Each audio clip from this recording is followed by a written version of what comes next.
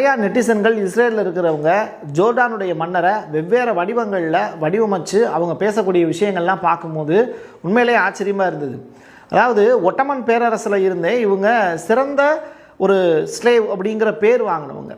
அந்த வகையில் இவர் வந்து அப்படி இல்லை அப்படிங்கிறது தான் இப்போது ஜூஸினுடைய வருத்தமாக இருக்குது. காரணம் என்னென்னா, ஈரானிய ஏவுகணையை தெற்கு இஸ்ரேல் வரைக்கும் வர்றதுக்கு இவர் அனுமதிச்சிருக்காரு. இந்நேரம் அவர் ஏர்பேஸ் மூடி இருக்க வேண்டாம் அப்படின்னு கொந்தளிக்கிறாங்க. இஸ்ரேலுடைய முன்னாள் பிரதமர் எகித் அப்படிங்கிற நபர் இப்போ ட்ரம்பை கடுமையாக சாடியிருக்கார். அதாவது அமெரிக்கா ஒரு போரில் கூட ஜெயிச்சது கிடையாது. கடந்த 60 ஆண்டு கால வரலாற்றில் ஒரு முழுமையாக ஒத்த போரில் கூட அமெரிக்காவோட பிரசிடென்ட் ஜெயிச்சதா வரலாறு இல்லை. ட்ரம்ப் ஒரு மாபெரும் தேசமான அமெரிக்காவுக்கு தாங்க முடியாத அவமானங்களை கொண்டு வந்து சேர்த்திருக்கிறார் அப்படிங்கிற ஸ்டேட்மெண்ட்டை சொல்லியிருக்கார். சொன்னது யாரு? இஸ்ரேலுடைய முன்னாள் பிரதமர். குவைத்தில் அமெரிக்க போர் விமானம் ஒன்று விபத்துக்குள்ளாச்சு அப்படிங்கிற ஒரு செய்தி 2-3 தளங்களில் வெரிஃபை பண்ணோம். நிறையா சேட்டலைட் சேனல்களில் இந்த செய்தியை போடல. பட் நமக்கு கிடைச்சிருக்கக்கூடிய விஷுவல் ஒன்று அதை கன்ஃபார்ம் பண்ணுச்சு. அதாவது ஒரு போர் விமானம் விபத்துக்குள்ளாகக்கூடிய காட்சி கிடச்சிது. அது எங்கே அப்படின்னு சொல்லி செக் பண்ணி பார்க்கும்போது டெக்சாஸ் சலூன் அப்படின்னு சொல்லிட்டு ஒரு கடை. அந்த கடை குவைத்தினுடைய சல்மியா அப்படிங்கிற அந்த இடத்துல இருக்குது அப்படிங்கிற மாதிரி செய்திகள் வந்து சொல்கிறாங்க நம்முடைய நண்பர்கள். சரி, இப்போ குவைத்தில் ஒரு அமெரிக்க போர் விமானம் தாக்கப்பட்டு விபத்துக்குள்ளானதாக ஈராக்கினுடைய அல் அகத் அப்படின்னு சொல்லி ஒரு தொலைக்காட்சி அவங்களும் அதை உறுதிப்படுத்துகிறாங்க. இப்படி டபுள் வெரிஃபிகேஷன் பண்ணதற்கு பிறகு தான் இந்த வீடியோவை உங்களுக்கு நான் காண்பிக்கிறேன். இப்போ இந்த வீடியோ காட்சிகளை பாருங்கள். இங்கே இருக்கு இல்லையா, இது கட்டடம். வரக்கூடிய காட்சி டைரெக்டாக ட்ரோன் வந்து பார்த்தீங்கன்னா கீழே விழுது. அட்டாக் செய்யப்பட்ட ட்ரோன் வந்து அப்படி கீழே விழுது. அந்த காட்சிகளை தான் நீங்கள் பார்க்குறீங்க. இதுதான் வீடியோவாக நமக்கு கிடச்சிருக்கக்கூடிய ப்ரூஃப். சரியா? தேனா அப்படிங்கிற கப்பல் அது ஆக்சிடெண்ட் ஆச்சு அப்படின்னு சொல்ல முடியாது. அதை அமெரிக்கா தான் அடிச்சு விட்டாங்க. இப்போது அதில் இருக்கக்கூடிய மாலுமிகள்லாம் இறந்து போயிட்டாங்க. பயிற்சிக்காக வந்தவங்க. இதெல்லாம் இலங்கையில் நடந்துச்சு. இந்தியாவும் இலங்கையும் தான் ஈரானுக்கு உதவி செஞ்சாங்க. இப்படிப்பட்ட நிலையில் இலங்கைக்கு எண்ணெய் தேவைப்பட்டால் ஈரான் அதை கொடுக்கும் அப்படின்னு சொல்கிறாங்க. இலங்கை ஒரு நட்பு நாடு. எங்கே? யாருக்கு? ஈரானுக்கு. நட்பு நாடுகளுக்கு இந்த ஸ்டேட் ஆஃப் ஹார்மஸ் அப்படிங்கிறது மூடப்படாது அப்படிங்கிறத ஸ்ட்ரெயிட்டாக சொல்கிறாங்க. ஸோ ஸ்டேட் ஆஃப் ஹார்மஸுக்கு யாரெல்லாம் ஸ்ட்ரெயிட் ஃபார்வர்டாக எங்களோட ஃப்ரெண்ட்லியாக இருக்கீங்களோ நீங்கள் எல்லாம் யூஸ் பண்ணிக்கலாம். அதில் இலங்கையும் இந்தியாவும் எங்களுடைய நட்பு நாடு தான்ங்கிறத தெளிவுபடுத்துகிறாரு ஈரானுடைய செய்தி தொடர்பாளர். இது தொடர்பாக ஈரானுடைய தூதர் பேசியிருக்கக்கூடிய friend country. As I told you, Hormuz Strait is not close to our friend country's vessels. சூப்பராக சொல்லிட்டார். இதுக்கு மேலே என்ன ஆதாரங்கள் தேவையில்லை. ஒரு அவசர செய்தி அப்படின்னு அமெரிக்காவில் இருந்து கிடைக்கக்கூடிய ரிப்போர்ட்லாம் சொல்லுது. அது என்னன்னு பார்த்தா, ஜனாதிபதி ட்ரம்ப், பிரசிடென்ட் ட்ரம்ப் ஒரு முக்கியமான அனௌன்ஸ்மெண்ட்டை கொடுக்குறாரு.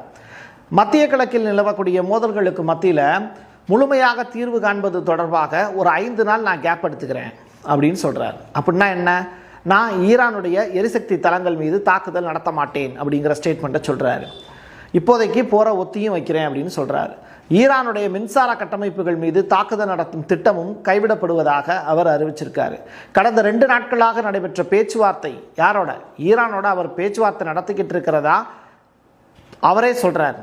இதற்கு ஈரான் என்ன பதில் சொல்ல போகிறாங்கங்கிறது தெரியல. இந்த ஸ்டேட்மெண்ட்லாம் சொன்னது யார்? President Trump. அது தொடர்பான ப்ரூஃபையும் நான் உங்களுக்கு காமிச்சிடுறேன். I told him, I said, Dan, if you don't mind, stay in the situation room and you watch all those attacks that we're hitting those guys with, and they don't know what's happening. Their Navy's gone, their Air Force is gone, their anti-aircraft is all gone, it's all gone, their radar is all gone, their leaders are all gone, the next set of leaders are all gone, and the next set. இதுக்கு மேலே விட்டா அழுதுருவார் போல.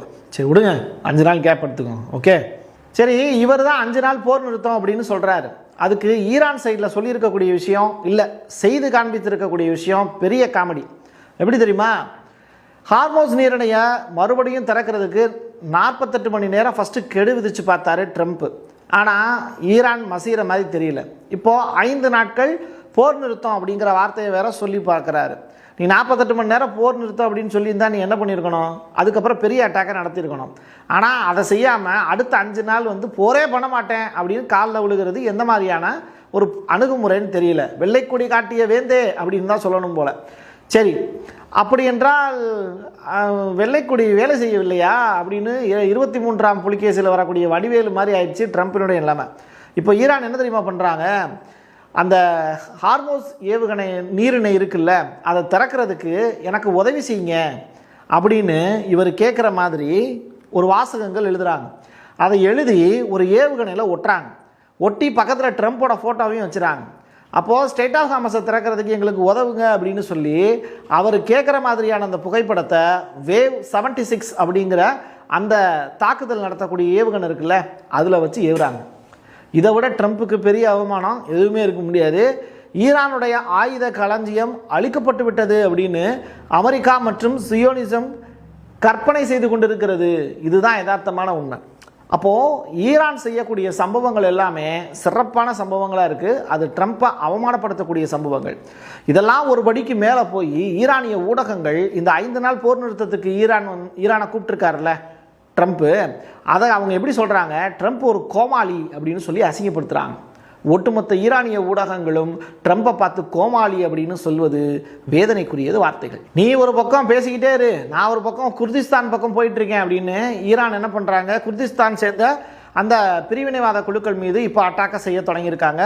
உள்நாட்டு போருக்கான விதையை தூண்டிவிட்ட America இஸ்ரேலுக்கு எதிராக அவங்க நடத்தக்கூடிய அந்த போர் அப்படிங்கிறது நீட்சி பிராந்திய போராக உருவாவதற்கான வாய்ப்பு இருக்கான்னு கேட்டால், இந்த லோக்கல் பாலிடிக்ஸை சமாளிக்கிறதுக்கு ஈரான் விட்டிருக்கக்கூடிய ஏவுகணை அங்கே இருக்கக்கூடிய உள்நாட்டு படைகளை கொஞ்சம் அடக்கி வாசிக்க சொல்கிறாங்க. இது தொடர்பான காட்சிகளும் ரிலீஸ் ஆகிருக்கு.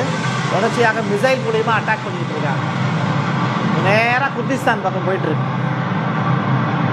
கிரெம்ளின் ஒரு நடுங்க வைக்கக்கூடிய அணு ஆயுத எச்சரிக்கையை விடுத்திருக்காங்க. அதாவது ஈரான் விவகாரத்தில் பதற்றங்கள் வெடித்திருக்கக்கூடிய இந்த சூழ்நிலையில் மாஸ்கோ சிவப்பு கோட்டை வரைஞ்சிருக்கு, எல்லைக்கோட்டை போட்டிருக்காங்க. பெஸ்கோவ் யார், ரஷ்யா சைட்லேருந்து அவர் சொல்லியிருக்கக்கூடிய விஷயங்கள், அணுசக்தி நிலையங்கள் மீதான தாக்குதல்களுக்கு அமெரிக்கா திட்டமிடலாம், ஃபியூச்சரில் மீள முடியாத விளைவுகளை அது ஏற்படுத்தும். ஏன்னா ட்ரம்ப் இன்னைக்கு ஒன்று சொல்லுவார், நாளைக்கு ஒன்று செய்வார், அவரை நம்ப முடியாது. அதனால் ஈரானியர்கள் கவனமோடு இருக்க வேண்டும் அப்படிங்கிற ஸ்டேட்மெண்ட்டையும் அவர் பதிவு செஞ்சிருக்கார். போரினுடைய வியூகம்ங்கிறது இப்போ மாறுது. அதை எதை வச்சு புரிஞ்சுக்க முடியுதுன்னா, ட்ரம்ப் பேக் அடிக்கிறாரு, நெதன்யாகு ஃப்ரண்ட் லைனில் வராரு.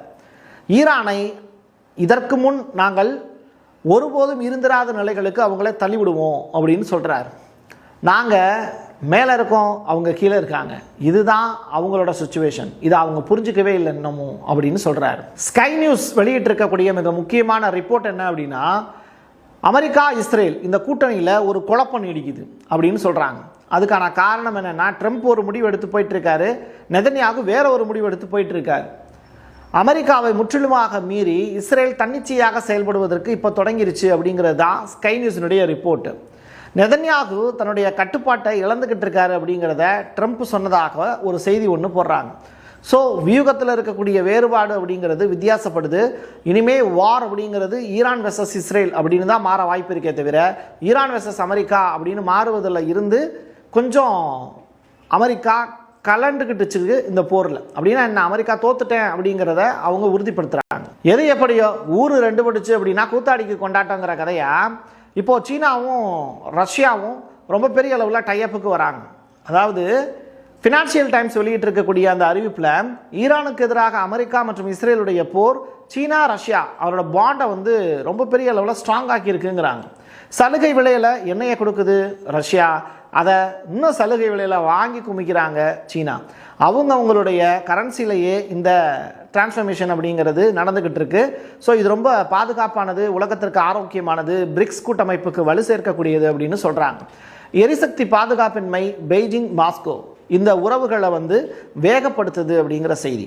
ஸோ ஊர் எப்படினாலும் போங்க, கூத்தாடிகள் 2 பேருக்கு கொண்டாட்டங்கிறது தான் கிடச்சிருக்கக்கூடிய கடைசி கட்ட தகவல். என் கையெழுத்து என் மக்களுக்கானது உறவுகளே. மீண்டும் ஒரு பதிவு